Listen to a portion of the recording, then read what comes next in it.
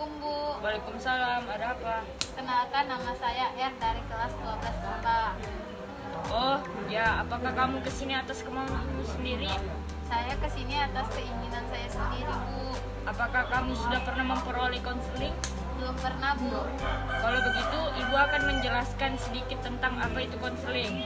Konseling itu adalah suatu layanan yang berusaha untuk membantu siswa yang sedang menghadapi masalah atau sulit mengambil keputusan agar dia mampu memecahkan masalahnya atau agar dia mampu untuk mengambil keputusan yang tepat baginya. Nah, apakah kamu sudah mengerti? Ya Bu. Jadi, peran ibu di sini sebagai konselor yaitu berusaha membantu kamu untuk menemukan jalan keluar atas masalah yang kamu hadapi. Lalu kamu sendiri sebagai konseling sebaiknya aktif dalam mengemukakan masalah dan latar belakang masalah serta mengkaji berbagai kemungkinan jalan keluar. Nah, apakah sekarang kamu sudah mengerti? Ya Bu, saya mengerti dan saya akan berusaha aktif dalam konseling ini. Tapi saya tidak ingin kalau masalah saya ini diketahui oleh orang lain. Kamu tidak perlu khawatir. Di sini ibu akan menjaga rahasia kamu. Sebab dalam konseling itu memiliki kode etik yaitu asas kerahasiaan salah satunya. Jadi jangan ragu untuk mengungkapkan masalah kamu tanpa perlu merasa takut untuk diketahui orang lain. Syukurlah kalau begitu Bu. Terima kasih. Lalu apa yang kamu harapkan setelah proses konseling ini? Saya berharap agar masalah yang saya hadapi dapat teratasi dan menemukan jalan keluar yang terbaik. Begini, konseling ini membutuhkan waktu yaitu 2 kali pertemuan dalam durasi 45 menit. Bagaimana? Apa kamu setuju? Ya. Baiklah, kita akan memulai konselingnya.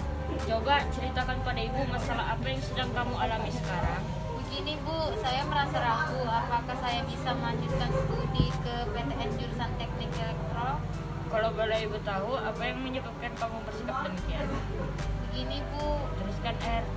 saya merasa tidak yakin pada diri saya sendiri ya Bu, karena saya takut gagal pada saat tes nanti. Kamu mengatakan kalau kamu ragu untuk bisa lulus menjadi mahasiswi teknik elektro karena saingan kamu banyak. Kamu tidak percaya pada kemampuan diri kamu. Benar Bu. Menurut ibu, perasaan ragu dan tidak yakin pada diri sendiri itu adalah hal yang wajar ketika sedang dalam masalah, tetapi jangan sampai perasaan tersebut menguasai pikiran kamu. Saya sudah berusaha Bu untuk tidak merasa ragu, tapi perasaan itu sering muncul saat ketika saya mengingat saingan saya banyak Bu. Ibu yakin kamu pasti bisa. Iya Bu, mudah-mudahan saya bisa. Jadi kamu merasa ragu karena saingan kamu banyak. Ya seperti itulah Bu. Terkadang memang kita merasa ragu dalam melakukan sesuatu, tetapi ibu yakin semua itu pasti ada jalan keluarnya. Tetapi saya sedih Bu karena hal itu. Kamu merasa sedih? Terus terang ya Ibu, padahal saya ingin sekali melanjutkan studi saya di jurusan Teknik Elektro. Kamu merasa senang apabila kamu bisa merasa yakin lulus di jurusan Teknik Elektro? Iya Bu, saya kesal dengan diri saya sendiri. Kenapa saya tidak bisa melakukan hal itu? Kamu merasa kesal dengan hal itu? Iya Bu, tapi saya benar-benar tidak tahu harus berbuat apa. Kamu merasa sedih karena tidak yakin dan ragu pada diri sendiri? Iya Ibu, saya benar-benar kesal dengan diri saya sendiri karena tidak bisa yakin pada diri sendiri. Kamu merasa kesal karena diri kamu sendiri karena ragu pada kemampuan sendiri, dan sekarang kamu sedih karena tidak tahu harus berbuat apa. Betul Bu, saya kecewa dengan diri saya sendiri. Kamu merasa frustasi karena kamu tidak bisa bersikap yakin pada diri sendiri. Iya Bu. Bagus R, kamu merasa sudah tidak sabar lagi karena ingin segera melakukan suatu usaha agar kamu bisa bersikap rileks. Iya Bu, saya sudah tidak sabar lagi ingin segera melakukannya. Baiklah, kalau begitu terlebih dahulu kamu hendaknya dapat menetapkan tujuan yang kamu ingin capai. Dalam merumuskan tujuan ini, kamu harus mempertimbangkan siapa saja yang harus dilibatkan dalam upaya mencapai tujuan yang telah kamu terapkan. Apa saja yang akan dilakukan, kapan harus dilakukan, dan seberapa baik seharusnya cara itu dilakukan. Nah, sekarang coba kamu katakan siapa saja yang terlibat dalam permasalahan kamu ini. Saya rasa yang terlibat dalam masalah ini adalah diri saya sendiri. Baik, lalu apa yang kamu lakukan dalam menyelesaikan ketidakmampuan kamu untuk bersikap rileks sebelum ada sebelum dan selama pelajaran berlangsung? Saya ingin berusaha dengan sebaik mungkin. Ya, itu rencana yang bagus. Tapi yang paling penting adalah bagaimana caramu melakukannya. Itu dia masalahnya, Bu. Saya merasa tegang sehingga saya tidak bisa bersikap rileks. Kamu mengalami kecemasan karena kamu tegang. Baiklah, kalau begitu pertama kamu harus menghilangkan perasaan tegang dan kedua kamu bisa merespons secara akurat.